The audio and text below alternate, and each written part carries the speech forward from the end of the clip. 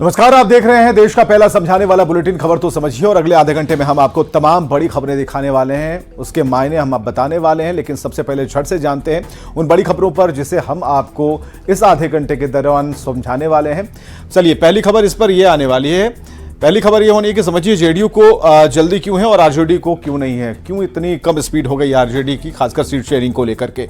संक्रांति के बाद नीतीश का जेडीयू दफ्तर जाना क्या इशारा करता है, किसे समझाने गए, क्या निर्देशन के लिए वो गए थे, ये भी समझना होगा। चिराग की दही चूड़ा पॉलिटिक्स को भी समझिए, चिराग ने जिस तरीके से इस पर बयान दिया है। चौथी खबर है, समझिए राम मंदिर का न्योता ठुकराना मजबूरी क्यों बन गया है, ये भी जानिए। पांचवी खबर, शराबबंदी में नशे का धंधा समझिए। एक नया नशा आ गया मार्केट में और पुलिस ने सफलता पाई है, सबसे बड़ी बात यह है। तो इसके बाद एक बड़े रैकेट का खुलासा कैसे हुआ, कैसे यह धंधा पहुंच रहा है। आगे बढ़ते हैं और बात करते हैं मकर संक्रांति के बाद चुनावी ताल ठोक रही सियासी पार्टियों की। खासकर इंडी गठबंधन में सीट शेयरिंग का मुद्दा सुलझने की उम्मीद जताई जा रही थी। जेडीयू के नेता लगातार जल्द सीटों का बंटवारा चाहते हैं, लेकिन लालू प्रसाद के आज के बयान ने यह सवाल खड़े कर दिए कि सीट शेयरिंग पर नीतीश कुमार को जल्दी और लालू को जल्दी क्यों नहीं है।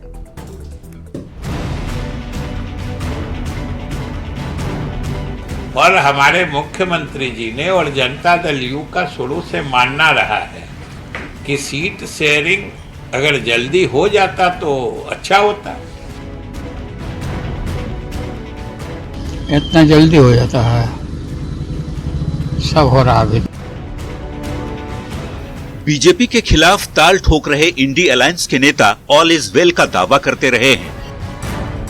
आरजेडी और जेडीयू के बीच सब कुछ ठीक है, ये बातें बार बार कही जाती रही हैं, पर सीटों के गणित पर लालू प्रसाद के बयान से लगता है कि आरजेडी और जेडीयू के बीच सीटों पर एक राय नहीं है। नीतीश कुमार की पार्टी को सीट शेयरिंग के लिए जल्दबाजी है। उनके नेता लगातार ये कहते हैं कि सीट शेयरिंग यदि जल्द हो तो बेहतर, पर लालू प्रसाद से जब मीडिया वालों ने सवाल पूछा तो जवाब क्या था, वो फिर से सुनिए। सर, सीट शेयरिंग को लेकर लगातार बात हो रही है कि अब तक इंडिया गठबंधन में सीट शेयरिंग नहीं हुआ है, क्या कहेंगे सर? इतना जल्दी हो जाता है, सब हो रहा है। नीतीश कुमार नाराज चल रहे हैं, ये बात सामने आई। कहा गया कि लालू यादव ने टीका नहीं लगाया इस बार मकर संक्रांति में। अच्छा, सब चलिए ऐसा बोला सर। आरजेडी अध्यक्ष लालू प्रसाद की ओर से सीट शेयरिंग को लेकर दिए बयान पर जेडीयू के मुख्य प्रवक्ता केसी त्यागी कहते हैं कि दिक्कत की बात नहीं है, पर वामपंथी दलों और कांग्रेस को ही आरजेडी के साथ सीटों की तालमेल पर बात करनी है। बिहार में ज्यादा समस्याएं नहीं है। लालू जी के और हमारे बीच में संपूर्ण सहमति है। बाकी कांग्रेस और वामपंथी दलों को आरजेडी के साथ सीटों की तालमेल करनी है। हमारे तो सिटिंग 16 एमपी हैं ही हैं, उस पर तो कोई विवाद किसी प्रकार का नहीं है। और हमें उम्मीद है कि बहुत जल्दी सीट शेयरिंग का मामला भी हल हो जाएगा। महागठबंधन में सीट शेयरिंग को लेकर जेडीयू के रुख और लालू प्रसाद के बयान पर बीजेपी के नेता तंज कस रहे हैं। पार्टी सांसद रामकृपाल यादव कहते हैं कि इंडी गठबंधन में सब कुछ ठीक नहीं है। ये बुनियाद तो उसी वक्त पड़ गई थी जब नीतीश ने सपना देखा कि वो पीएम की कुर्सी पर बैठ जाएंगे, पर नीतीश को कोई संयोजक बनाने तक को तैयार नहीं। देखिए, कुछ भी ठीक ठाक नहीं है। जिस रोज इसकी बुनियाद डाली गई थी नीतीश कुमार जी के माध्यम से, उसी दिन जिस दिन बुनियाद डाला उसी दिन खत्म हो गया। ये नीतीश कुमार जी सपना देखे थे प्रधानमंत्री जी का कुर्सी पर बैठ जाएंगे, तो प्रधानमंत्री तो बनने से दूर रहे, उनको कन्वेनर मानने को तैयार नहीं है। माना कोई कन्वेनर? ये कह रहे हैं कि हम रिफ्यूज किया, आपको बना ही नहीं रहा था, रिफ्यूज क्या कीजिएगा? राहुल गांधी जी ने बहुत चालाकी से ममता जी का नाम लेकर इनको आउट कर दिया। महागठबंधन में सीटों के पेंच को लेकर पूर्व सीएम जीतन राम मांझी चुटकी लेते हुए कह रहे हैं कि हम सौभाग्यशाली हैं कि एनडीए गठबंधन में हैं, यहाँ कोई दिक्कत नहीं है, पर घमंडिया गठबंधन में आपसी विवाद लगातार जारी है। हम लोग सौभाग्यशाली हैं कि एनडीए के पार्टनर हैं, इसलिए यहाँ पर किसी प्रकार की कोई इफवट नहीं है। और हम तो यही कह रहे हैं कि घमंडिया जो गठबंधन है उनका कोई हिसाब नहीं देख रहे हैं, आपस में रूसाफुली हो रहा है। जेडीयू के नेता बार बार जल्द सीट बंटवारे की बात भी कह रहे हैं और सुझाव सहयोगी दलों को दे रहे हैं। साफ इशारा है कि सीटों का फॉर्मूला जल्द से जल्द बने, पर आरजेडी की ओर से लालू प्रसाद ये कहते हैं कि गठबंधन में सीट शेयरिंग इतनी जल्द कहां हो पाती है। मतलब ये कि जेडीयू को सीटों के बंटवारे पर जल्दबाजी है और लालू प्रसाद को जल्दबाजी नहीं है। इसे क्या समझा जाए? सीटों के तालमेल की बात पर क्या जेडीयू और आरजेडी में दो राय है? क्या सीटों का गणित दोनों पार्टियों के लिए उलझा हुआ और जटिल है? क्योंकि लालू प्रसाद यूं ही कुछ नहीं कहते। लालू प्रसाद के ताजा बयान ने तो यही सवाल खड़े कर दिए और इसी को लेकर सियासत बेहद गर्म है। Bureau report, news 18। समझिए जेडीयू को जल्दी और आरजेडी को क्यों नहीं है। विपक्ष के बीच जो सीटों का गणित है वो फंस गया है। अब महागठबंधन में सीटों की बात नहीं हो रही है और जेडीयू बार बार जल्द सीट शेयरिंग की बात कहता है। लालू प्रसाद जल्द समझौते से इनकार करते हैं और कांग्रेस लगातार कहती है कि समय पर डील होगा। इंडी गठबंधन को कांग्रेस यहां पर लीड कर रही है और कांग्रेस सभी राज्यों के सहयोगियों से बात कर रही है। अब जेडीयू कांग्रेस को सीटों पर नसीहत दे चुका है। आरजेडी और लेफ्ट से कांग्रेस को बात करना ये जेडीयू ने कहा है और जेडीयू आरजेडी में जो सीटों को लेकर दो तरह की अलग अलग राय है, खासकर स्पीड को लेकर चर्चा चल रही है। आगे बढ़ते हैं। जेडीयू के राष्ट्रीय अध्यक्ष बनने के बाद पहली बार नीतीश कुमार बुधवार को पटना स्थित पार्टी दफ्तर पहुंचे और कार्यकर्ताओं से मुलाकात की। कई मुद्दे पर नीतीश ने कार्यकर्ताओं से सुझाव मांगे तो वहीं नए साल में पार्टी से जुड़े लोगों को शुभकामनाएं दी। पर जैसा कि नीतीश के मूवमेंट पर सियासी हलचल तेज हो जाती है, पार्टी के अध्यक्ष बनने के बाद नीतीश मकर संक्रांति के बाद शुभ घड़ी में अपने पार्टी दफ्तर गए। इस पर भी बीजेपी के नेता तंज कस रहे हैं।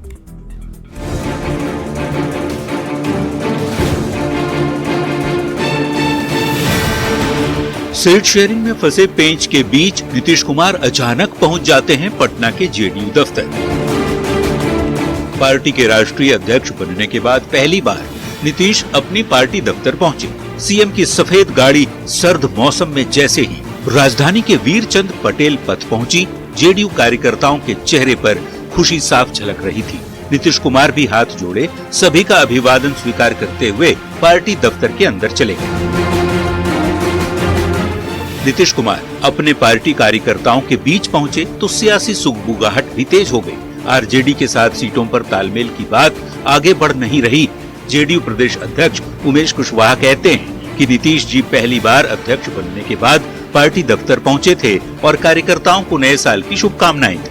माननीय मुख्यमंत्री श्रद्धेय श्री नीतीश कुमार जी राष्ट्रीय अध्यक्ष बनने के बाद प्रदेश कार्यालय में उन्होंने पहली बार आए। कार्यकर्ता जो भी है, पार्टी के नेता जो है, नए वर्ष पर उनको बधाई दिया और सभी कार्यकर्ता को शुभकामनाएं दी।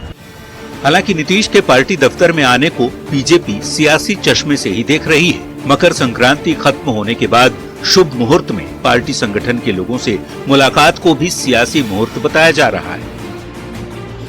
नीतीश कुमार जी खरवास में ही जनता दल यूनाइटेड के राष्ट्रीय अध्यक्ष बने थे, लेकिन चूंकि खरवास चल रहा था और जिसके साथ लालू प्रसाद यादव राजनीतिक रूप से हों, उसका तो बुरा वक्त हमेशा ही चलता है। शायद इसीलिए नीतीश कुमार जी खरवास में जनता दल यूनाइटेड के कार्यालय नहीं गए थे। वैसे तो किसी भी पार्टी के अध्यक्ष होने के नाते दफ्तर आना जाना सामान्य सी बात है, पर नीतीश कुमार एक साथ दो पद पर आसीन हैं। मुख्यमंत्री के साथ ही वे पार्टी के भी मुखिया हैं, उस पार्टी के जो इंडिया अलायंस की प्रमुख सहयोगी है, और सीटों पर चर्चा आगे बढ़ नहीं रही। ऐसे में नीतीश कुमार की पार्टी कार्यकर्ताओं के साथ मुलाकात को लेकर भी कयासबाजी तेज है। न्यूज़ 18 के लिए पटना से शैलेंद्र कुमार के साथ ब्यूरो रिपोर्ट। तो संक्रांति बाद नीतीश का जेडीयू दफ्तर जाना, इसे समझना होगा। नीतीश कुमार पार्टी अध्यक्ष बनने के बाद पहली बार जेडीयू दफ्तर गए। बुधवार को पटना जेडीयू दफ्तर पहुंचे, वो भी अचानक पहुंचे और कार्यकर्ताओं को नए साल की शुभकामनाएं दी। अब मकर संक्रांति के बाद पार्टी ऑफिस गए तो इस पे चर्चा होने लगी। खरमास में ही नीतीश कुमार पार्टी के प्रमुख बने थे और सीट शेयरिंग की बातों के बीच नीतीश दफ्तर पहुंच गए। नीतीश ने कार्यकर्ताओं से सुझाव मांगा और बीजेपी नीतीश की चाल को सियासी चश्मे से देख रही है। नीतीश के पार्टी दफ्तर में जाने को बीजेपी मुहूर्त से जोड़ रही है। नीतीश को लेकर कई तरह के कयास भी यहां लगाए जा रहे हैं। आगे बढ़ते हैं। मकर संक्रांति के मौके पर एलजेपी रामविलास के राष्ट्रीय अध्यक्ष चिराग पासवान ने अपने आवास पर चूड़ा दही का भोज करवाया था और भोज में राज्यपाल, प्रदेश बीजेपी अध्यक्ष सम्राट चौधरी, उपेंद्र कुशवाहा, जीतन राम मांझी समेत एनडीए के कई नेता शामिल थे। उपेंद्र कुशवाहा ने कहा कि एनडीए में सीट शेयरिंग को लेकर कोई समस्या नहीं है, वहीं नीतीश के लिए एनडीए के दरवाजे खुले हैं। इस सवाल पर कुशवाहा ने कहा कि नीतीश कब क्या सोचते हैं किसी को पता नहीं होता। नीतीश को तिलक नहीं लगाने पर कुशवाहा ने कहा कि आजीवन नीतीश को ही क्या तिलक लगता रहेगा। कुशवाहा ने कहा कि नीतीश ने संयोजक का पद ठुकराया, ये किसने देखा। तो चिराग पासवान ने कहा कि उनकी पार्टी बिहार की 40 सीटों पर तैयारी कर रही है। पार्टी के जनाधार का लाभ हर सीट पर सबको मिले, इसकी तैयारियां हैं। अगर आना चाहेंगे, दरवाजा खुला हुआ है क्या? देखिए, नीतीश कुमार जी से जाकर पूछिए कब क्या सोचते हैं, रात में क्या सोचेंगे, सुबह क्या सोच लेंगे, कब उनके मन में क्या आएगा, यह उनका विषय है। अच्छा, वो आजीवन अब उन्हीं को तिलक लगता रहे, ऐसा होता है क्या? अब कितनी बार तिलक लगेगा उनको? अब नीतीश जी या नीतीश जी के लोगों को भी अपेक्षा छोड़ देनी चाहिए कि आगे अब उन्हीं को तिलक लगेगा। अब बहुत सारे लोग हैं, उनमें से किसी को तिलक लगेगा, उनको क्यों? भाई, तैयारी तो अच्छी सीटों पे ही करने की जरूरत है। जब 40 सीटें बिहार में हैं तो हमारे संगठन का, हमारे जनाधार का लाभ हमारे गठबंधन के साथियों को भी हो, तो उसके लिए ऐसा नहीं ना कि सिर्फ अपनी सीटों पे हम तैयारी करेंगे, तैयारी सब पे ही करेंगे। तो चिराग की दही चूड़ा पॉलिटिक्स को जरा समझिए। बिहार में मकर संक्रांति के बाद दही चूड़ा भोज की जो सियासत है वो आम है। 15 जनवरी को राबड़ी आवाज पर नीतीश कुमार पहुंचे थे और आरजेडी जेडीयू नेताओं के सियासी भोज का जवाब चिराग ने दिया है। अपने आवाज पर एनडीए घटक दलों को बुलाया और एनडीए में एकजुटता का दावा किया। चिराग के भोज से निशाना नीतीश कुमार पर साधा गया है और एनडीए नेताओं ने सीट शेयरिंग को लेकर यहां तंज कसना शुरू कर दिया। विपक्षी दलों में अनबन को लेकर कटाक्ष किए गए। उपेंद्र कुशवाहा, चिराग ने एनडीए में जल्द सीट शेयरिंग का भी दावा किया। चुनाव से पहले दही चूड़ा भोज की सियासत जो है अब गर्म हो चली है। लोकसभा चुनाव से पहले राम मंदिर के प्राण प्रतिष्ठा के आयोजन से इंडी गठबंधन के नेताओं ने दूरी बना ली है। लालू प्रसाद ने साफ कह दिया है कि वे 22 जनवरी को अयोध्या नहीं जाएंगे, तो वही राम मंदिर के बहाने एनडीए के नेता इंडी अलायंस पर हमलावर हैं। सर, राम मंदिर का उद्घाटन है, क्या राम मंदिर उद्घाटन में आप लोगों को सर आमंत्रण मिला है? जाएंगे? नहीं जाएंगे। नहीं जाएंगे सर? अयोध्या में श्री राम मंदिर की प्राण प्रतिष्ठा से पहले सियासत गर्म है। इंडी अलायंस के नेताओं ने अयोध्या से निमंत्रण मिलने के बावजूद नहीं जाने का ऐलान किया है। आरजेडी अध्यक्ष लालू प्रसाद से जब पत्रकारों ने सवाल पूछा कि निमंत्रण मिला है, आप जाएंगे, तो एक बार फिर सुनिए आरजेडी प्रमुख लालू प्रसाद क्या कह रहे हैं। सर, राम मंदिर का उद्घाटन है, क्या राम मंदिर उद्घाटन में आप लोगों को सर आमंत्रण मिला है? जाएंगे? नहीं जाएंगे। नहीं जाएंगे सर? लालू प्रसाद के बयान पर बीजेपी नेता आक्रोशित है। प्रदेश अध्यक्ष सम्राट चौधरी तो नीतीश जी और लालू जी को श्री राम और कृष्ण के वंशज बताते हुए कहते हैं कि ऐसे धार्मिक मुद्दे पर सियासत कहीं से भी उचित नहीं। कि नीतीश जी बिहार के मुख्यमंत्री हैं, वो भगवान राम के वंश हैं, उनको भी जाना चाहिए। और प्रभु श्री कृष्ण के वंशज लालू प्रसाद जी हैं, इनको भी राम मंदिर की पूजा में जाना चाहिए, क्योंकि हमको शास्त्रों में बताया गया कि दोनों एक ही हैं, दोनों दो युग में आए। तो इस देश में जो हमारे सनातन को बचाने के लिए पूरा सनातनी खड़े हैं। बीजेपी के नेता तंज कस रहे हैं तो एनसीपी शरद पवार गुट के विधायक जितेंद्र आहवाड ने एक और विवादित बयान दिया है। कहा है बीजेपी राम मंदिर के आयोजन को हाईजैक कर रखी है। पार्टी के लिए बेहतर होगा यदि कमल के बदले राम को ही चिन्ह बना लिया जाए। राम परम आदरणीय है, श्रद्धेय है, लेकिन उसको अपना मालिकाना हक मत जताओ उसके ऊपर। क्या ऐसा मतलब कि दूसरों का राम हो ही नहीं सकता, सिर्फ हमारा है? अरे इनके हाथ में देता तो रहिए, श्री राम जी को अपना सिंबल बना देते, कमल हटा देते और श्री राम जी को रख देते वहां पे। इंडी अलायंस के नेताओं के बयान पर बीजेपी सांसद मनोज तिवारी भी तंज कस रहे हैं। मनोज तिवारी कहते हैं कि जिन्होंने सत्ता में रहकर कार्य नहीं किया, वे आज इस माहौल को देखकर घबरा रहे हैं। मैं समझता हूं वो लोग जिन लोगों ने सत्ता में रहते हुए कार्य नहीं किए, वो लोग आज इस माहौल को देखकर घबराए हुए हैं। हमारा मानना है कि हम राम के थे, राम के हैं और राम के रहेंगे। एनसीपी प्रमुख शरद पवार ने भी स्वास्थ्य कारणों से राम मंदिर में आमंत्रण के बावजूद नहीं जा पाने की बात कही है। कांग्रेस पहले ही राम मंदिर के आयोजन का बहिष्कार कर चुकी है। 22 जनवरी को राम मंदिर की प्राण प्रतिष्ठा से पहले नेता एक दूसरे के खिलाफ जिस तरह से बयान दे रहे हैं, वो सियासत कम और धार्मिक आस्था को ठेस पहुंचाना ज्यादा है।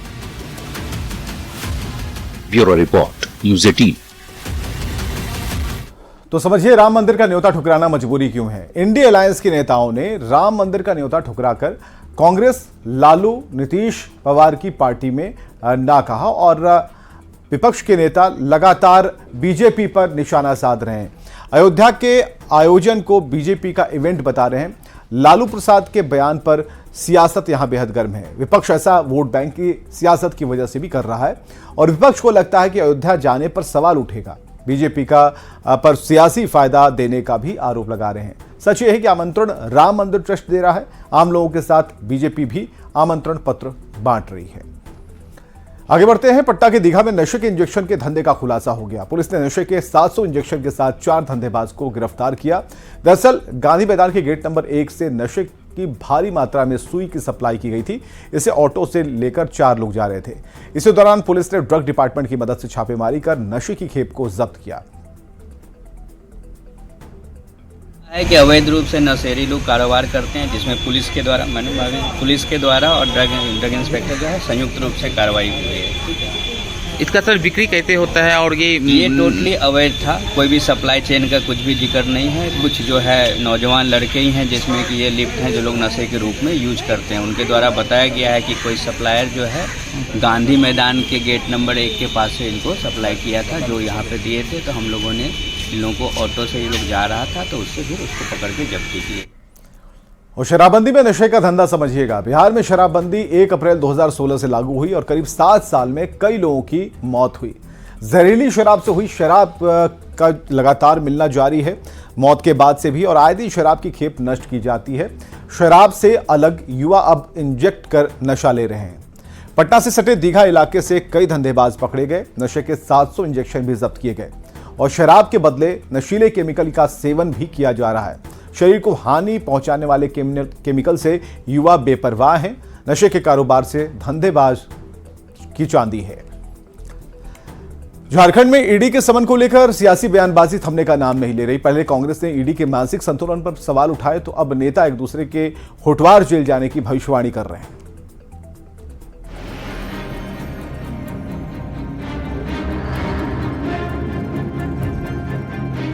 रांची के होटवार जेल से झारखंड के इतिहास का काफी गहरा संबंध रहा है।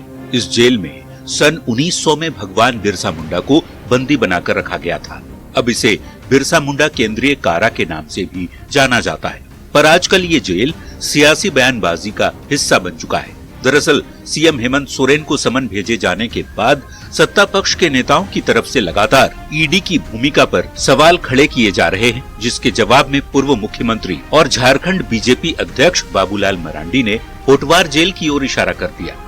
क्योंकि जानते थे ये भ्रष्ट लोग कभी गलती से आ गए तो इन लोगों को भी कहीं रखने का सुरक्षित जगह ढूंढ के रखना पड़ेगा और इसीलिए होटवार जेल भी हम लोगों को बना करके रखे और इसलिए चोर चाहे भ्रष्ट या दलाल लोग जितने भी उछल कूद कर ले, अंत में इन लोगों का जो जगह होगा, इन लोगों का जो ठिकाना होगा वो होटवार ही होगा। बाबूलाल मरांडी का बयान आते ही कांग्रेस ने भी पलटवार कर दिया। पार्टी के प्रदेश महासचिव राकेश सिन्हा कहते हैं कि बाबूलाल सही कह रहे हैं। होटवार जेल को राज्य के 5 पूर्व मंत्रियों के आने का भी इंतजार है, जिनके खिलाफ एसीबी की जांच चल रही है। होटवार जेल बाबूलाल जी समेत भारतीय जनता पार्टी के 5 मंत्री के लिए, जिनके ऊपर एसीबी की जांच चल रही है और बहुत जल्द उनके भ्रष्टाचार जग जाहिर हो जाएंगे। और जब भ्रष्टाचार जग जाहिर हो जाएंगे तो भारतीय जनता पार्टी के प्रदेश अध्यक्ष समेत तमाम लोग होटवार जेल में बंद रहेंगे। जेएमएम के केंद्रीय महासचिव ने कहा, यदि रांची में होटवार जेल है तो मुंबई में भी आर्थर रोड जेल है और महाराष्ट्र के डिप्टी सीएम अजित पवार और केंद्रीय मंत्री नारायण राणे को उसी जेल में शिफ्ट होना चाहिए। और बताइए ना, होटवार जेल जो आप बनवाए थे वहां पर महाराष्ट्र में क्या आर्थर रोड जेल है, तो अजित पवार को तो वहां रहना चाहिए था। सीबीआई ने उनका 7,000 करोड़ रुपया जब्त करके रखा है।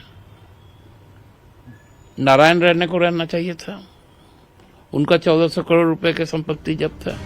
जांच एजेंसियां अपना अपना काम कर रही हैं और नेता बयानबाजी। पर इन सब के बीच ईडी किस नतीजे पर पहुंचती है, इस पर सभी की निगाहें टिकी हुई हैं। Bureau report, news 18। राइए देखते हैं इस वक्त की हेडलाइंस।